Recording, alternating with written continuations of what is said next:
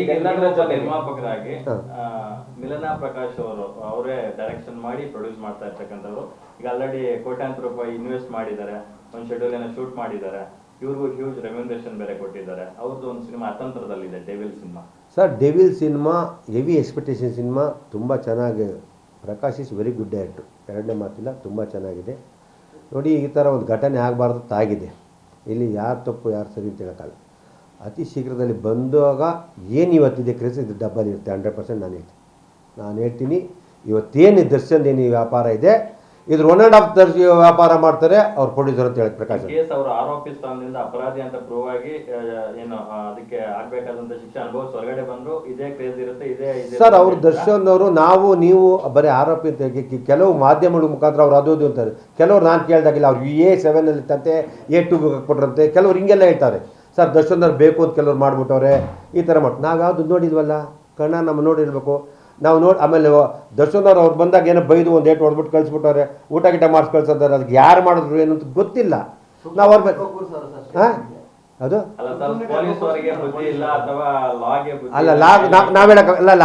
ನಾವು ನೀವು ನೋಡಿದ್ದೀವ ಲಾ ಪೊಲೀಸರು ಕಾನೂನು ಕೊಟ್ಟವ್ರೆ, ಕಾನೂನು ನ್ಯಾಯಮೂರ್ತಿಗಳು ತೀರ್ಮಾನ ಮಾಡ್ತಾರಲ್ಲ. ಒಬ್ಬ ಪ್ರತಿಷ್ಠಿತ ವ್ಯಕ್ತಿ, ಸಾರ್ವಜನಿಕ ಕ್ಷೇತ್ರದಲ್ಲಿ ಗುರುತಿಸ್ಕೊಂಡಿರ್ತಕ್ಕಂಥ ಒಬ್ಬ ದೊಡ್ಡ ವ್ಯಕ್ತಿ ವಿಚಾರಣಾಧೀನ ಕೈದಿಯಾಗಿ ಪರಪ್ಪನ ಅಗ್ರಹಾರ ಸೇರ್ತಾರೆ ಅಂತಂದ್ರೆ ಯಾರು ಸುಮ್ಮನೆ ಹಂಗೆ ಮಾಡಕ್. ಸರ್ ಒಂದು ನಿಮಿಷ, ಇಲ್ಲ ಆ ಥರ ನೀವು ಇವರು ಇದ್ದವ್ರು ಅಲ್ಲಿ ಸೇರ್ತಾರೆ ತಪ್ಪೆ. ಆಮೇಲೆ ಸರ್ ಮಾಡಿದ್ರೆ ನಾವು ನಮಗೆ ಪ್ರೂವ್ ಇದೆಯಾ ನೀವು ಹೇಳಿ, ಪ್ರೂವ್ ಇದೆ ನಾನು ಒಪ್ತೀನಿ. ಸರ್ ಸುಮ್ಮನೆ ಗ್ರೂಪಲ್ಲಿ 10 ಜನ ಹೊಡೆದಾಡಿರೋ 10 ಜನ ಕರ್ಕೊಂಡು ಹೋಗ್ತಾರೆ. ಆಮೇಲೆ ಬಿ ರಿಪೋರ್ಟ್ ಹಾಕಿ ನ್ಯಾಯಾಲಯ ತೀರ್ಮಾನ ಮಾಡಿ, ನಾವ್ಯಾರು ತೀರ್ಮಾನ ಮಾಡೋಕ್ಕೆ ಸರ್?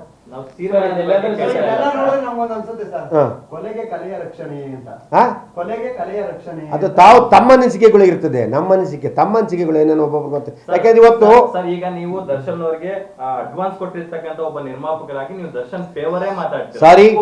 ಸಾರಿ ಕನ್ನಡ ಚಿತ್ರರಂಗದಲ್ಲ, ನಾನು ಭಾರತೀಯ ಚಿತ್ರರಂಗದಲ್ಲಿ ತೆಲುಗು ತಮಿಳಲ್ಲಿ ಅಡ್ವಾನ್ಸ್ ಇದೆ, ಮಲಯಾಳಿ ಅಡ್ವಾನ್ಸ್, ಕನ್ನಡ ಅಡ್ವಾನ್ಸ್ ಇದೆ. ದರ್ಶನ್ ಅಡ್ವಾನ್ಸ್ ಕೊಟ್ಟೇದು ಮಾತಾಡ್ತಾ ಇಲ್ಲ.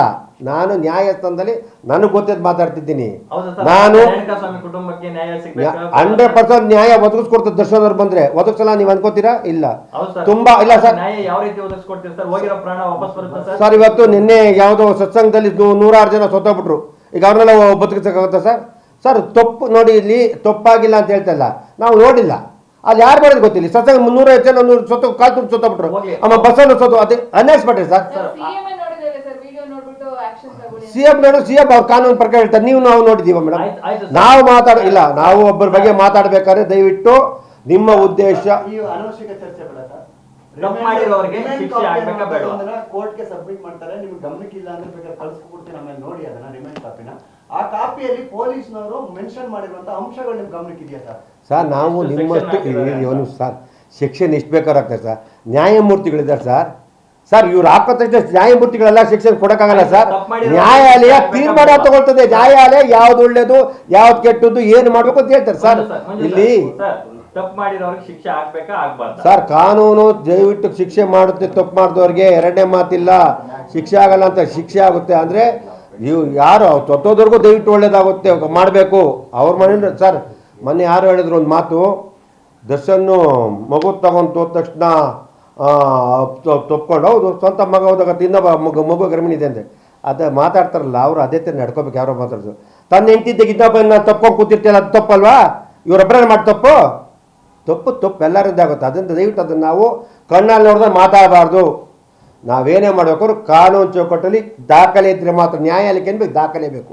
ದಾಖಲೆ ಸರ್ ದರ್ಶನು ನೀವೆಲ್ಲ ಅಂದ್ಕೊಂಡೆ ಕೆಟ್ಟವ್ರಲ್ಲ ಅಂದರೆ ಅವ್ರಿಗೆ ಒಳ್ಳೇದು ಮಾಡಿಕೊಡ್ತಾರೆ.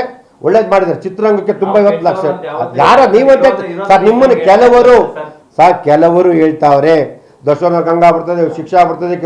ಏತ್ಕಾಗುತ್ತೆ ಸರ್? ಅವ್ರು 8ನೇ ಸ್ಥಾನದಲ್ಲಿ ಇದ್ರೆ 7ನೇ ಸ್ಥಾನ 7ನೇ ಸ್ಥಾನ ಅದೇನೇ ನಮಗೆ ಗೊತ್ತಿಲ್ಲ. ನಮಗೆ ನೋಡ್ದಂಗೆ ದರ್ಶನ ಒಳ್ಳೇದು ಮಾಡಿದ್ರೆ, ಒಳ್ಳೆ ಸ್ನೇಹಜೀವಿ. ಕೆಲವು ಸ್ನೇಹ ಜೊತೆ ಮಿಸ್ಅಂಡರ್ಸ್ಟ್ಯಾಂಡಿಂಗ್ ಇದೆ, ಒಳ್ಳೆ ವ್ಯಕ್ತಿ, ಎಲ್ಲರಿಗೂ ಒಳ್ಳೇದಾಗುತ್ತೆ. ಚಿತ್ರರಂಗ ಒಳ್ಳೇದಾಗಬೇಕು.